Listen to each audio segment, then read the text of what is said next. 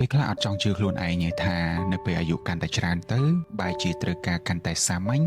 ហើយនឹងត្រូវការភាពស្ងប់ស្ងាត់ច្រើនជាងមុនហើយក៏អត់ចង់ស្វែងយល់ពីនរណាម្នាក់ឲ្យស៊ីជម្រៅខ្លាំងជាងមុនទេហើយក៏អត់ត្រូវការឲ្យគេមកយល់ពីយើងដូចគ្នាគ្រាន់តែធ្វើអ្វីដែលខ្លួនឯងសប្បាយចិត្តនិងចូលចិត្តហើយចំណាយពេលជាមួយខ្លួនឯងតែប៉ុណ្្នឹងឯងខ្ញុំអត់ដឹងទេថាអ្នកទាំងអស់គ្នាមានអារម្មណ៍ដូចខ្ញុំអត់ប៉ុន្តែខ្ញុំពិតជាមានអារម្មណ៍បែបហ្នឹងពិតមែន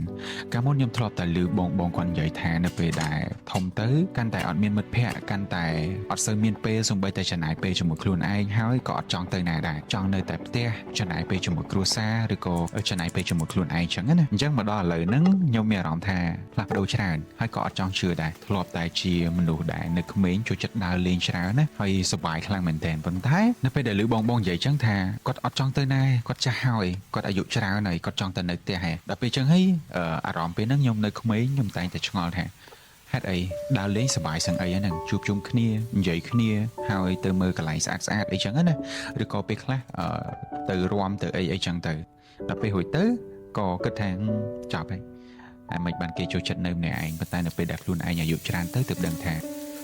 តាមពិតអញ្ចឹងវាលែងដូចមុនទៀតណាអារម្មណ៍បានផ្លាស់ប្ដូរទាំងស្រុងហ្មងថាអត់ចង់ទៅណាប៉ុន្តែនៅអាយុប៉ុណ្នេះនៅមានអារម្មណ៍ថាចង់ដើរលេងចង់អីដូចគ្នាទេប៉ុន្តែគ្រាន់តែវាអត់ច្រើនដូចពេលដែលនៅក្មេងកាលមុនអញ្ចឹងហើយគ្រាន់អាយុប៉ុណ្ណឹងគឺផ្លាស់ប្ដូរប៉ុណ្ណឹងហើយចុះតម្រាំតែអាយុច្រើនជាងនេះឬក៏ចាស់ជាងនេះហើយយើងនៅ10ឆ្នាំប្រហែលដងទៀតអីចឹងទៅតើយើងនឹងផ្លាស់ប្ដូរអារម្មណ៍បែបណាតើឱកាសក្នុងការដើរលេងជាមួយនឹងតើយើងអាចមានឱកាសឬក៏អត់ហើយបើសិនជាមានឱកាស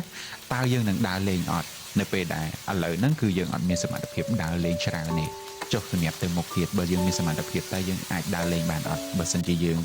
មានគ្រួសារមានបន្ទុកអីផ្សេងហើយរវល់នឹងការងារច្រើនមកវិញចង់តាគេងអីចឹងទៅចឹងហើយបានចាស់គាត់និយាយថាបើសិនជាមានពេលដើរលេងពីក្មេងឲ្យហើយទៅបើសិនជាចង់ធ្វើអីធ្វើពីក្មេងឲ្យហើយទៅចឹងឥឡូវហ្នឹងខ្ញុំចាប់ផ្ដើមជឿគាត់ខ្លាំងហើយថាបើសិនជាចាំមានលុយដល់ចាស់យើងនឹងអត់អាចមានពេលឬក៏អត់អាចមានឱកាសដើរលេងក៏ថាបានហើយបើសិនជាមានពេលឬក៏មានឱកាសដើរលេងក៏អត់មានកម្លាំងឬក៏អត់មានអារម្មណ៍ក្នុងការដើរលេងក៏ថាបានដែរចឹងបានថាមកដល់ឥឡូវមានអារម្មណ៍ថាប្រែប្រួល